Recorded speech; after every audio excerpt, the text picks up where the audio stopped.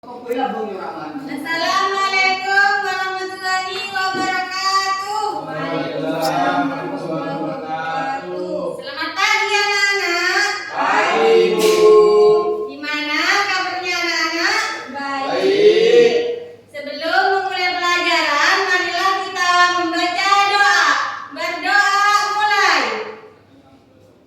Selesai.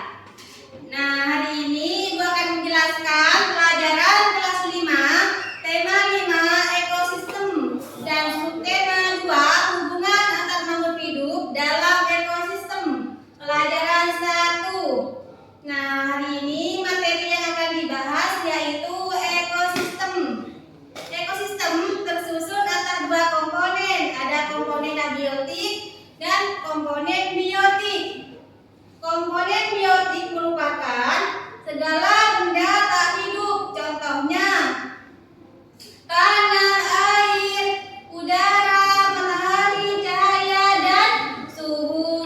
Komponen biotik merupakan semua makhluk hidup yang terdapat pada suatu lingkungan, contohnya manusia, hewan, dan tumbuhan. Ibu ingin bertanya anak-anak, termasuk dalam komponen apakah batu? Komponen abiotik. Kalau hewan sapi termasuk komponen apa? Biotik. Berbicara komponen biotik, sebenarnya komponen biotik dibedakan menjadi 3 bagian.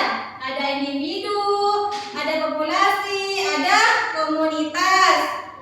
Individu adalah satu makhluk hidup, contohnya seekor rusa.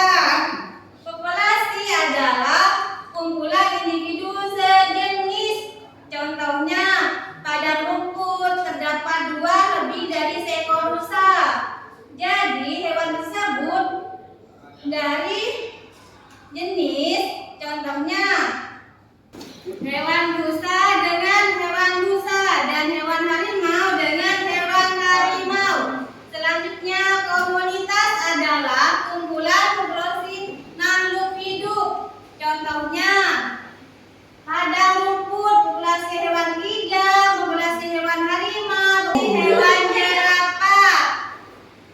Kumpulan dari komunitas. Ekosistem berdasarkan terbentuknya dibedakan menjadi ekosistem alami dan ekosistem buatan.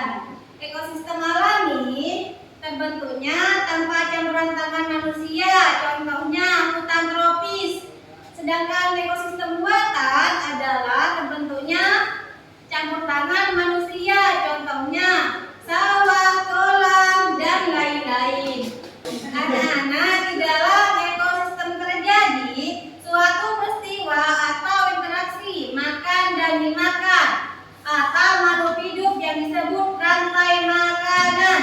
Nah, interaksi terjadi memerlukan energi. Setiap makhluk hidup memiliki peranan masing-masing, yaitu produsen adalah kelompok makhluk hidup yang tinggal di suatu lingkungan yang sama dan saling ketergantungan. Yang kedua, konsumen merupakan kelompok makhluk hidup yang dapat menghasilkan makanan.